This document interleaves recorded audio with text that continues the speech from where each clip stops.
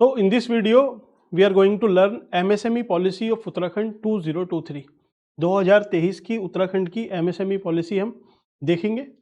ये official policy का document है, आप चाहें तो इन्वेस्ट उत्तराखंड की साइट से डाउनलोड भी कर सकते हैं, लेकिन ये 20-22 पेज का है, टोटल 30-35 पड़ता है, तो इतना लेंदी हो जाएगा डॉक्यूमेंट आपके लिए। पहली चीज़ तो पढ़ना ही डिफ़िकल्ट है, फिर उसको रिटेन रखना और फिर एग्जामिनेशन हॉल में विद इन टाइम फ्रेम उसको लिख के आना चैलेंजिंग है। तो इसमें टाइम मत वेस्ट करना, मैं आपको दिखाता हूँ अभी क्या है। ठीक है, पूरा इसको देख लेंगे, इसमें ऐसा कुछ नहीं है। जो छोटी सी चीज़ होती है एक बार तैयारी करने के लिए, वो आपने समझनी है, उसी से सारी चीज़ें ड्राइव हो जाएंगी। ठीक है, तो चलिए मैं आपको पहले थोड़ा सा बेसिक समझते हैं, फिर मैं अपनी लैंग्वेज में आपको समझाऊंगा और फिर आप इस डॉक्यूमेंट को देखना, तीनों चीज़ आपकी क्लियर हो जाएंगी। ठीक है, तो चलिए सबसे पहले देखिए उत्तराखंड की ना बेसिक इन्फॉर्मेशन ले लो एक बार। आप रेक्टेंगल बनाना है, थोड़ा सा टेढ़ा है। ठीक, ये उत्तराखंड है, आप सबको पता है ये पूरा हिली रीजन है। ठीक, ये सब पहाड़ है, ये पहाड़ है। ठीक, चलिए ये पहाड़ हुआ आपका। ओके, ये कितना एरिया है? ये प्लेन एरिया है, इतना ही प्लेन एरिया है। इसमें क्या आता है आपका? देहरादून, हरिद्वार, थोड़ा बहुत पार्ट कोटद्वार का, उधम सिंह नगर, तो लगभग पूरा ही प्लेन में आ जाता है। ठीक, ये 3-4-5 डिस्ट्रिक्ट है। अब आपको एक चीज़ और समझनी है, ये प्लेन एरिया है पूरा, ये हिमालयन एरिया है पूरा, मतलब पहाड़ का एरिया है। ठीक है, तो जो प्लेन एरिया है वो उत्तराखंड का लगभग 14% है, जो पहाड़ है वो है 86%, 86%। इतना अगर आपको बेसिक समझ में आया, ठीक है, तब हम आगे बढ़ते हैं। अब देखिए इसी से आप बस समझना सीखना कि उत्तराखंड की गवर्नमेंट अगर कोई पॉलिसी लेके आएगी एमएसएमई की, मतलब इंडस्ट्री की, तो क्या पहाड़ पे बड़ी बड़ी इंडस्ट्री लगाना पॉसिबल है? नहीं है। प्लेन में हाँ बिल्कुल है, लेकिन प्लेन में ऑलरेडी यहाँ पे हैं, जैसे सितारगंज में बन रहा है सिडकुल, हरिद्वार में है, पंतनगर में है, तो यहाँ पे पहले ही एक तरह से इंडस्ट्रियल सैचुरेशन आ चुका है। प्लस जो इन्वेस्टमेंट करना भी चाहता है तो इस प्लेन रीजन में ही करना चाहता है। तो यहाँ अगर सरकार को 100 रुपये देने हैं कि भाई हम आपको फैक्ट्री लगाने के लिए कुछ 100 रुपीज़ के समथिंग देते हैं सबको, तो ज़्यादा पैसा कहाँ देगी? पहाड़ पे, क्योंकि यहाँ पे इतनी फैक्ट्री नहीं है, इधर लगानी है।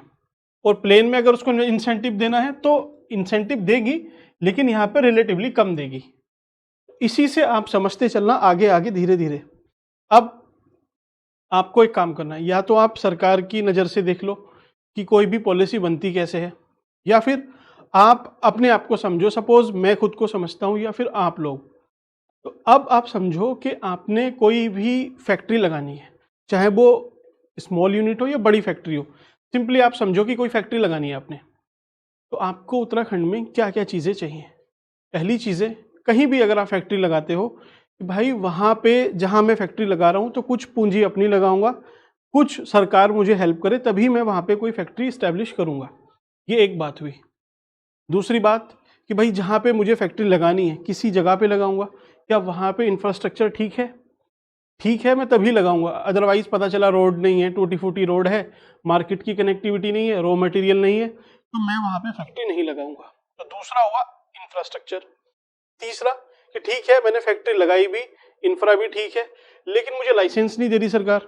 सरकार या सरकार के जो भी डिपार्टमेंट है, कि यार फिर लाइसेंस नहीं देगी, मुझे अटकाए रखेंगे, 1 महीने का काम 6 महीने में, 1 साल में करेंगे, तो फिर क्या फ़ायदा है, फालतू में और कॉस्ट ओवररन होगी, मैं नहीं लगाऊंगा। ठीक, और भी चीज़ें हैं ऐड ऑन आप कर सकते हो, जैसे सपोज कि मुझे अगर फैक्ट्री कोई लगानी ही है तो मैं देखूंगा ना कि उत्तराखंड में स्कोप क्या है ना।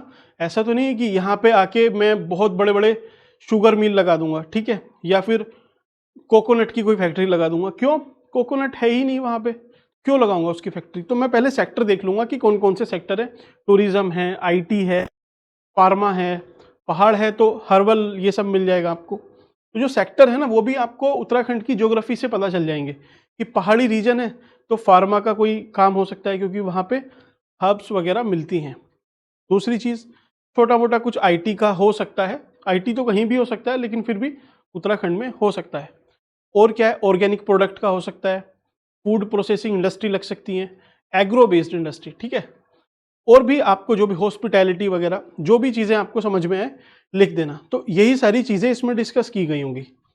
अब अगर सरकार को कोई पॉलिसी बनानी है तो सरकार क्या करेगी, बोले भाई जो भी चिंताएं हैं लोगों की उसको हमें सहूलियत देनी है। कैसे, कि भाई ठीक है हम थोड़ा इन्वेस्टमेंट में आपको सब्सिडी देंगे, आपको लोन भी देंगे, ठीक है, आपको इंफ्रास्ट्रक्चर भी अच्छा देंगे, और जो भी चीज़ आपको चाहिए कि आपको अलग अलग सेक्टर में इन्वेस्टमेंट करनी है तो आपको सेक्टर स्पेसिफिक ग्रांट भी देंगे।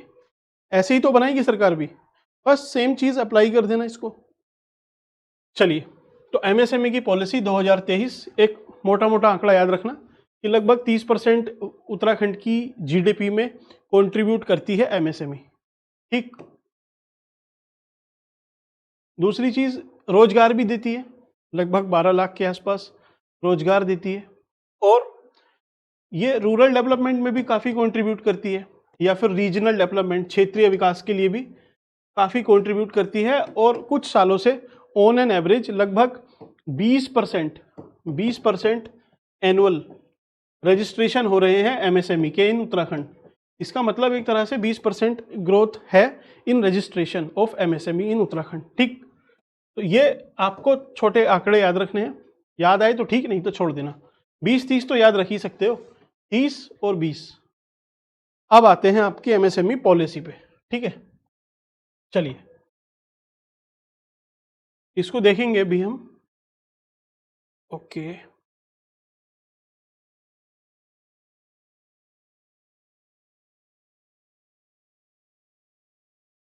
ठीक है। अब देखिए, सरकार पहले तो, मैंने जैसे आपसे बोला ये उत्तराखंड है तो आपको प्रमोट करेगी, दिख रहा है इधर, रेड पेन वाइट लेते हैं इसको। Now I hope it is visible. ये उत्तराखंड है, ठीक है। तो प्रमोशन करेगी कि आपको भाई आप आइए यहाँ पे इन्वेस्ट कीजिए, पैसा लगाइए, सरकार भी आपको पैसा देगी, कुछ आपकी मदद करेगी, ठीक। तो प्लेन एरिया में थोड़ी सी जो इन्वेस्टमेंट है आपको सरकार थोड़ा सा एक तरह से कम मदद करेगी। क्यों? क्योंकि यहाँ पे पहले से इंडस्ट्री है, प्लस ये प्लेन एरिया है, थोड़ा सा फीजेबल भी है, कोई भी यहाँ पे लगा सकता है, लेकिन यहाँ पे लगाना थोड़ा सा टफ है। तो अगर आप ऊपर कहीं इंडस्ट्री लगाते हो एमएसएमई, तब आपको सरकार ज़्यादा इंसेंटिव देगी, ठीक है। एक बात, सिंपल लॉजिक है, इसमें कोई ऐसी बड़ी चीज़ नहीं है, सिंपल लॉजिक है, कोई भी एक आम आदमी जिसने कुछ नहीं भी पढ़ा हो सिविल सर्विसेज का वो भी समझ सकता है, ठीक है। तो ऐसे ही सरकार ने कैपिटल इंटेंसिव सब्सिडी के लिए बोला है, सब्सिडी, ठीक। क्या बोला है कि हम अलग अलग कैटेगरी में इसको डिसाइड करेंगे, ए से लेके ABCD तक लेके जाएंगे, ठीक। जो ए कैटेगरी है उसमें जो सबसे बैकवर्ड डिस्ट्रिक्ट है, ठीक है, जो सबसे पिछड़े जिले हैं, उनको हम देंगे लगभग 40% के आसपास इन्वेस्टमेंट सब्सिडी। जो भी आप निवेश करोगे उस पर 40% की सब्सिडी, प्लस आपको 10% लोन, ठीक है। ये सबसे पिछड़े के लिए। अब आप बी में जाओगे तो वो उससे थोड़ा सा सही होगा, सी में जाओगे तो और अच्छा, डी सबसे बढ़िया, कि डी सबसे अच्छी कैटेगरी है, तो अच्छे वाले जो क्षेत्र है उसको हम कम देंगे, सबसे कम देंगे, लगभग 15%। तो अब आप मुझे बताइए, ठीक है, कॉमन सेंस से ही बताना है, कुछ इसमें पढ़ा हुआ आपका होने की जरूरत नहीं है। ये जो सबसे पिछड़े जिले होंगे जहां पे सरकार ज्यादा आपको सब्सिडी दे रही है, तो वो कहाँ होंगे? ऊपर ही होंगे ना, कहीं इधर होंगे। और जो ये डेवलप है तो वो ये वाला रीजन होगा, ये वाला, ये डेवलप होगा, ठीक है। तो यहाँ पे आपको कम मिलेगी। बस डिस्ट्रिक्ट आप ऐसे ही याद रखना, आपको अभी मैं पढ़ाऊंगा पॉलिसी में, ठीक है। प्लस एक चीज और इसी से याद रख लेना कि जो SC ST जो दिव्यांग हैं उनके लिए सरकार ने बोला है कि हम आपको 5% एक्स्ट्रा, मतलब जो ऊपर दिया है ये तो देंगे ही, प्लस अगर वो कोई MSME उसकी ओनरशिप किसी SC ST या दिव्यांग के पास है तो हम 5% का एक्स्ट्रा कैपिटल इन्वेस्टमेंट पे सब्सिडी देंगे, ठीक है। ऐसी बात है, डेटा वाला काम आपका खत्म होता है, क्योंकि ज़्यादा डेटा रखने से आपको याद भी नहीं रहेगा, कंफ्यूज हो जाओगे। क्यों?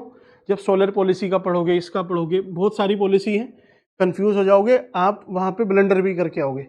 सिंपल इतना डेटा याद रखो, इसी को ना 2-3 पॉइंट बना के लिख देना। तो आपका एक डेटा ड्रिवन इंट्रोडक्शन हो गया, ठीक है। इंट्रोडक्शन मतलब पहला दूसरा पॉइंट अच्छे रहेंगे आपके, फिर आप जनरल चल सकते हो। ये क्या है, फीचर्स है, ठीक। फिर अब सरकार क्या करेगी, देखिए प्रमोशन तो कर दिया, अब ईज ऑफ इन्वेस्टमेंट करेगी कि भाई जिसको लाइसेंस की दिक्कत नहीं होगी आपको, आप रजिस्टर करो आराम से। आपको क्लियरेंस भी अगर चाहिए तो सिंगल विंडो, ऐसा नहीं कि अलग अलग डिपार्टमेंट के पास आप जा रहे हो। एक बार अपनी फाइल किसी डिपार्टमेंट को आप सेंड करो, वो सारे क्लियरेंस आपको देंगे, सिंगल विंडो। मतलब एक ही खिड़की में आप एक फाइल रख दो, सारी क्लियरेंस वो आपको वहीं से दे देंगे, आपको भटकने की ज़रूरत नहीं है। और सिंप्लीफिकेशन भी करेंगे रजिस्ट्रेशन का, लाइसेंस का। जो रेड टेपिज्म है, जो लाल फीताशाही है, उसको भी कम करेंगे। ऑब्वियसली अच्छी अच्छी बातें होंगी। और क्या है, इंफ्रास्ट्रक्चर। तो इंफ्रास्ट्रक्चर कौन सा, इंडस्ट्रियल इंफ्रास्ट्रक्चर। इंडस्ट्रियल इंफ्रास्ट्रक्चर हम आपको प्रोवाइड करेंगे और रूरल कनेक्टिविटी भी प्रोवाइड करेंगे, ताकि आपका मार्केट एक्सेस प्लस जो रॉ मटेरियल है उसका एक्सेस बढ़ पाए, ठीक है। अब ऐसा नहीं कि आपको एक ही सेक्टर दिया जाएगा, मल्टीपल सेक्टर दिए जाएंगे, चाहे वो टूरिज्म हो, ऑर्गेनिक प्रोडक्ट हो, फार्मा हो, आईटी हो। आप सेक्टर चूज करो और ये सारी चीज़ें हम आपको प्रोवाइड कर देंगे। तो एक तरह से डाइवर्सिफिकेशन भी हो रहा है। ऐसा नहीं है कि फार्मा को ही प्रमोट कर रही है, हर्बल मेडिसिन को ही, या ऑर्गेनिक को, या टूरिज्म को, सबको प्रमोट करेंगे, ऐसा नहीं है, ठीक है। चलिए, और ये तो फीचर्स आपने पीछे लिख देना इधर, ये इसके फीचर्स हैं, 4-5 पॉइंट हुए, आपका यहां से काम बन जाएगा, ठीक है। अब थोड़ा सा और एमएसएमई के बारे में देख लेते हैं, ताकि आपको अगर कुछ आए ऐड ऑन करने के लिए कि आप क्या रिकमेंड करोगे और क्या होना चाहिए वहां पे। फिर इसके बाद देखेंगे चैलेंजेस, जो चैलेंजेस हैं, ठीक है। तो आप और मतलब क्या अभी होना और चाहिए, जैसे नैनीताल है तो वहां पे ऑर्गेनिक हनी, इसका प्रमोशन सरकार भी बोल रही है कि हम करेंगे, और आप इसको लिख भी देना कि ठीक है ये भी होगा। जो ग्रोथ है, ठीक है, उसको डिसेंट्रलाइज करेंगे। अभी क्या है, कुछ शहरों तक ही ग्रोथ लिमिटेड है, जैसे देहरादून है, हरिद्वार है, उधम सिंह नगर और आपका पंतनगर। जो पहाड़ी जिले हैं वहां पे अभी भी उतनी अच्छी ग्रोथ नहीं है। तो हमें अगर वहां तक ग्रोथ पहुंचानी है तो हमें डिसेंट्रलाइज करना पड़ेगा, उन जिलों को भी प्रमोट करना पड़ेगा। जैसे फूड प्रोसेसिंग हम रुद्रप्रयाग में और उत्तरकाशी में प्रमोट करेंगे, ताकि वहाँ के जो रीजनल रिसोर्सेज हैं, ये कीवर्ड याद रखना, रीजनल रिसोर्स, इनका ऑप्टिमाइजेशन हो पाए, ठीक है। कहाँ, रुद्रप्रयाग, उत्तरकाशी कहाँ है, पहाड़ी जिले हैं, ठीक है, ऊपर पढ़ते हैं, रुद्रप्रयाग और उत्तरकाशी, ठीक। चलिए, और जो वीमेन एंटरप्रेन्योर हैं, उद्योगपति बनना चाहती हैं महिलाएं, उनको भी हम थोड़ा सा और प्रमोट करेंगे। जैसे जो वीमेन लेड कोऑपरेटिव है, कोऑपरेटिव तो है काफ़ी अभी भी, लेकिन जैसे एग्जांपल के लिख देना आप, जैसे पौड़ी में हर्बल प्रोडक्ट को प्रमोट करने के लिए वहाँ पे कुछ किया भी जा रहा है, प्रोग्राम सरकार भी कर रही है, इसको और प्रमोट करना है, ठीक। और जैसे हरिद्वार वगैरह है तो वहाँ तो ग्रोथ पहले से ही अच्छी है, तो हम उस ग्रोथ को इंटरनेशनल तक लेके जाएंगे। मतलब ग्रोथ जो होगी वहाँ पे वो एक्सपोर्ट ओरिएंटेड होगी, और वो भी इंडिया नहीं, फॉरेन तक। तो हमें हरिद्वार में एक्सपोर्ट ओरिएंटेड ग्रोथ चाहिए, ठीक है। जैसे फार्मा वगैरह की, फार्मा काफ़ी अच्छा है हरिद्वार में, ठीक। रोजगार तो ऑब्वियसली जनरेट होंगे ही, अल्मोड़ा, बागेश्वर, टेक्सटाइल, यहाँ पे टेक्सटाइल लगा देंगे।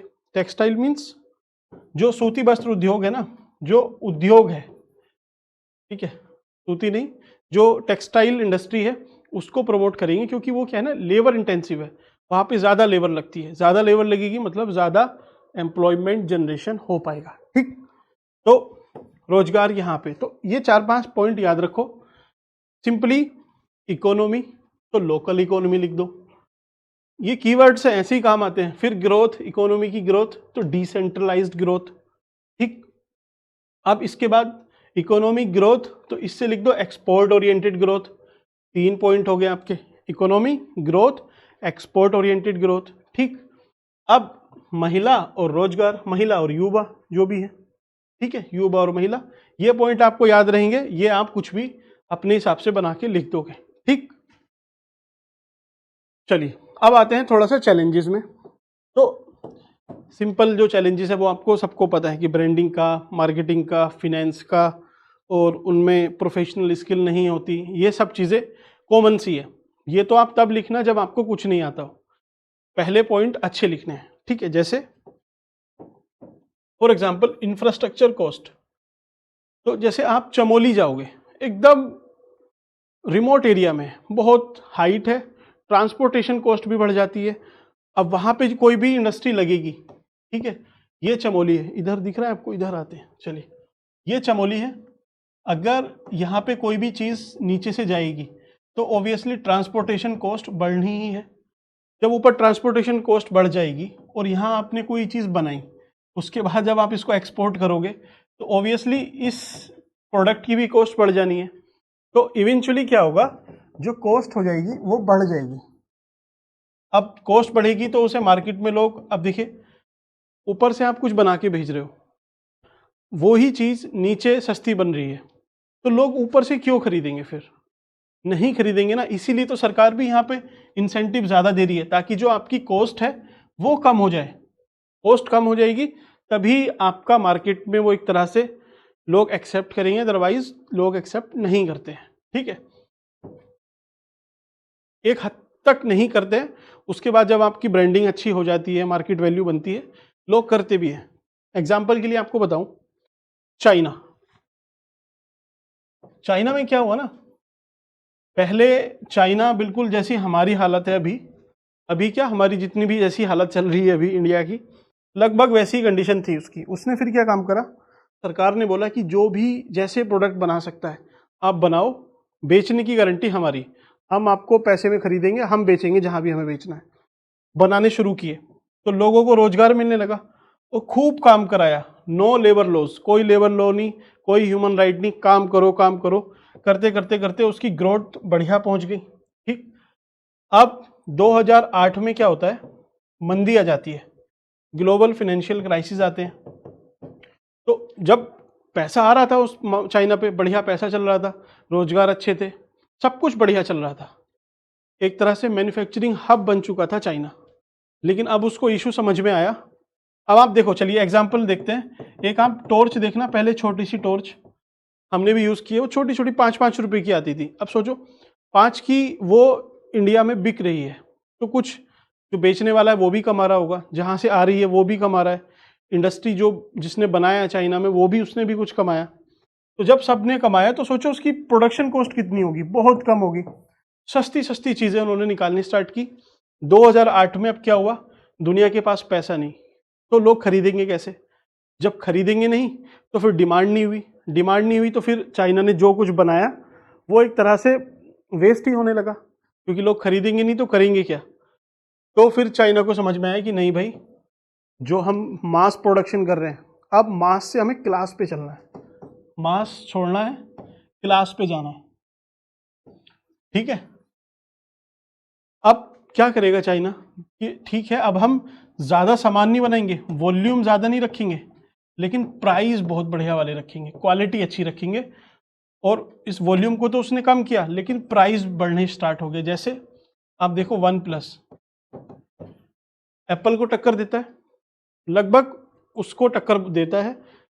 इसकी ब्रांड वैल्यू, एक्सेप्टेबिलिटी भी इतनी अच्छी है कि लोग खरीदते हैं, ऐसा नहीं है। तो ऊपर से जितने भी अब फ़ोन बना रहा है, जो भी आप कुछ भी चीज़ पकड़ लेना, जो बना रहा है अब क्वालिटी दे रहा है उसमें।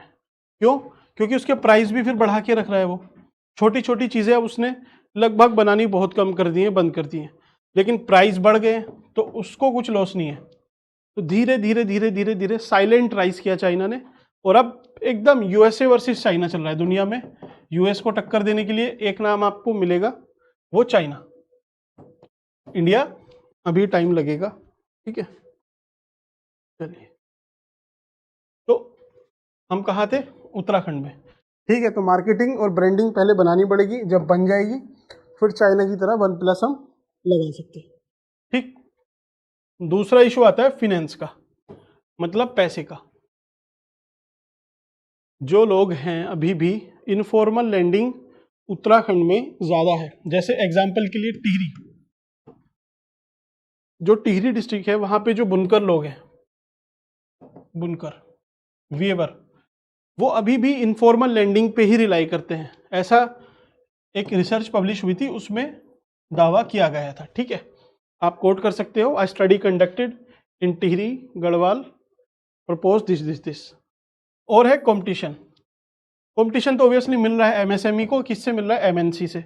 बड़ी बड़ी कंपनी आके उत्तराखंड में भी हैं, जब वो अपने प्रोडक्ट बनाएंगी, उनके पास ब्रांड वैल्यू भी है, मैन पावर भी है, पैसा भी है, सब कुछ है उनके पास, तो उनसे कॉम्पीट करना अभी भी चैलेंजिंग है एमएसएमई के लिए। ठीक है, अगला उत्तराखंड में जो है एनवायरमेंटल वल्नरेबिलिटीज हैं, चैलेंजेस हैं। जैसे 2013 में रुद्रप्रयाग में एमएसएमई को सबसे ज़्यादा डैमेज हुआ, वहाँ की एमएसएमई एक तरह से लगभग बर्बाद हो गई, क्योंकि इतना बड़ा लॉस हुआ था।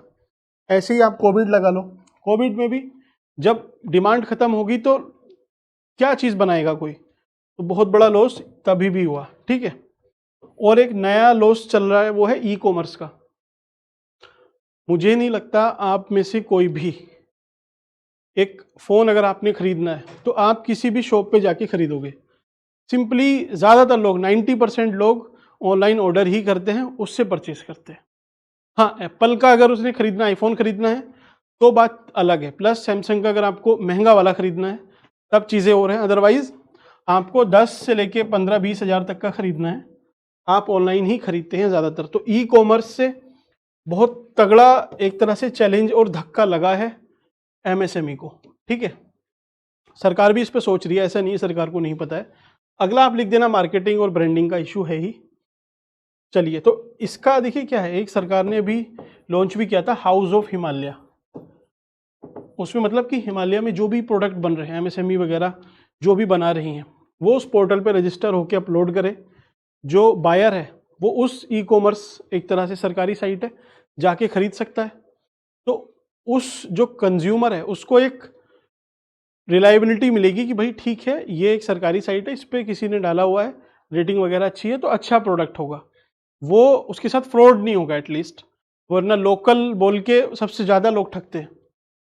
और एक चीज़ बताऊं, लोकल मतलब क्या होता है कि किसी क्षेत्र विशेष में बना होना, लेकिन हमारे यहाँ लोकल को मतलब समझ ले खराब, वैसा नहीं है। लोकल मतलब उस रीजन का, उस क्षेत्र का जो रीजनल रिसोर्सेज है उसका यूज करके कुछ बनाया हुआ, उसको लोकल बोलते हैं। लेकिन लोकल मतलब होता है, लोकल का उल्टा हो गया ओरिजिनल, कि ओरिजिनल या ब्रांडेड बढ़िया है, लोकल और इस क्षेत्र में बना हुआ बेकार है, ऐसा नहीं है। आप पश्मीना की J&K में जाके कुछ खरीदो, वो शॉल या जो भी चीज़ आपने खरीदनी है वो इतनी कॉस्टली पड़ेगी कि बड़े से बड़ा ब्रांड शायद ही उसको प्रोवाइड कर पाए। ठीक है, चलिए, तो अच्छा और क्या है, आप थोड़े से एग्जाम्पल लिख दे, एग्जाम्पल नहीं स्कीम लिख देना सरकार की, कि zero defect zero effect policy हमें प्रमोट करनी है ताकि कोई खराब नहीं हो।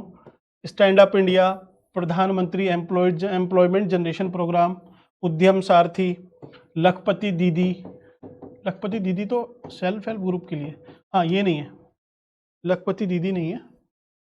बाकी एमएसएमई की जो भी आपको स्कीम याद रहे उस टाइम पे 2-3 मैंने बताई है और आप सबने पढ़ी होंगी।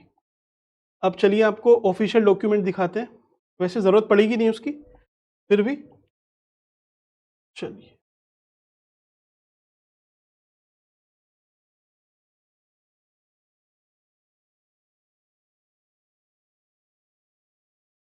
ये इसके ऑब्जेक्टिव हैं, इधर आते हैं। क्या हुआ है इसमें, एमएसएमई सिग्निफिकेंट कंट्रीब्यूशन, ये सब बोल बच्चन दिया हुआ है, तारीफ की हुई है एमएसएमई की। ठीक है, मत पढ़ना इसको। ठीक है, और ऑब्जेक्टिव क्या है कि इससे क्या है, जो रीजनल डिस्पैरिटी है उसको ख़त्म करना। तो मैंने आपसे बताया ही है, ये जो रीजनल डिस्पैरिटी है कि ये अंडर डेवलप है, ये डेवलप रीजन है, एटलीस्ट इंडस्ट्रियली। ठीक है, तो हमें जो रीजनल डिस्पैरिटी है इसको ख़त्म करना है। ठीक, और क्या करना है, एम्प्लॉयमेंट जनरेशन और इंसेंटिव देने हैं। तो सिंपल सा वही बोल बच्चन है। और चलिए, क्योंकि देखिए कोई भी पॉलिसी सिर्फ आपको एग्जाम पास कराने के लिए थोड़ी बनाई है कि आपके एग्जाम में आएगी उसने इसलिए बनाई हो, वो बहुत सारी चीज़ें अलग अलग इन्वेस्टर जो और लोग हैं उनके लिए भी बनती है। आप कोई टारगेटेड ऑडियंस आप थोड़ी ना हो, आप तो इसको यूज करते हो बस। ठीक है, वही है कि देखिए इसमें सिंप्लीफाइंग प्रोसीजर, तो मैंने आपसे बोला ईज ऑफ डूइंग बिजनेस, उसी के सब हेडिंग के अंदर ये सब चीज़ें आ जाएंगी आपके। Financial incentive and rewards for quality production, promotion of sustainable and inclusive development keeping in view of environmental balance, ठीक है, ये है। हाँ अच्छा point, providing additional incentive facility to increase the participation of दिव्यांग women, SC ST, keeping in the view the imbalance between different section of the societies. तो वही है, एक तरह से सोशल इंक्लूजन है, ठीक है। बाकी इसको छोड़ते हैं। MSME कोई डेफिनेशन अगर आपने देखनी हो तो डेफिनेशन आपसे ऐसे पूछेगा नहीं, फिर भी माइक्रो क्या होती है? A plant machinery equipment does not exceed 1 crore rupees and it's turnover does not exceed 5 crore rupees. तो 5 करोड़ और 1 करोड़। अब आप फंसोगे, अभी बताता हूं कैसे। फिर इसमें बोला है 10 करोड़ एंड 50 करोड़, तो 50 करोड़ 10 करोड़, और मीडियम को बोला है इसने 50 करोड़ एंड 250, 250 करोड़ एंड 50 करोड़। तो ये क्या है ना, सिंपली आपको अगर याद नहीं रहे तो ऐसा याद रखना 20%, कि 5 करोड़ का 20%, 1 करोड़, 50 करोड़ का 20%, 10 करोड़, और 250 करोड़ का 20% कितना हुआ? 25, 50, 50 करोड़। तो ये हुआ आपका इन्वेस्टमेंट, कि इतनी इन्वेस्टमेंट होनी चाहिए, ये आपका इतना टर्नओवर, ठीक। तो टर्नओवर 5, 50, 250 इतना याद रखा, इसका 20% करके लिख देना बस, ठीक। और क्या करेंगे हम? GI टैग को प्रमोट करेंगे, 1 डिस्ट्रिक्ट 2 प्रोडक्ट। अब 1 डिस्ट्रिक्ट 1 प्रोडक्ट की बात चल रही थी, अब 2 प्रोडक्ट एक जिले में प्रमोट करेंगे, ये सब चीजें हैं। चलिए आगे, इसमें ये इतना काम का नहीं है। इसमें फूड प्रोसेसिंग इंडस्ट्री देखिए, इसको करेंगे। और आपका SC ST दिव्यांग, अगर ये कोई यूनिट ओन करते हैं, मतलब इनके पास मालिकाना हक होता है, तो इनको एडिशनल इंसेंटिव दिया जाएगा, ठीक। चलिए अब, हाँ ये चीज़ इसी के लिए मैं बोल रहा था आपसे, उत्तराखंड का ये मैप है। मैंने आपसे बोला था कि यहाँ पे सरकार आपको ज़्यादा पैसा देगी इन्वेस्टमेंट, यहाँ पे कम देगी रिलेटिवली। तो इस जहाँ पे कम दे रही थी वो था मोस्ट डेवलप रीजन, वो D कैटेगरी में आता है, ये आता है A कैटेगरी में, A B C और D ऐसे करके। तो D में देखो एरिया कौन सा है? रामनगर, हल्द्वानी, ये सब इधर है, रामनगर, हल्द्वानी और Kotabagh development of Nainital district. तो इस रीजन में कम देगी, और सबसे ज़्यादा कहाँ देगी? ऊपर वाले रीजन में, यहीं के जिले होंगे ऊपर वाले, ठीक है। इधर दिया हुआ है ना, ये रहा, पिथौरागढ़, उत्तरकाशी, चमोली, चंपावत, रुद्रप्रयाग। तो देखो पिथौरागढ़, पिथौरागढ़, चमोली, चंपावत, उत्तरकाशी, इधर ही दे रही है ना सबसे ज़्यादा। बस यही सारी चीज़ें हैं, बाकी आप पढ़ लेना, और कुछ नहीं है काम का। अच्छी लगी वीडियो तो लाइक कर सकते हैं, अदरवाइज डिसलाइक भी कर सकते हैं। Thank you.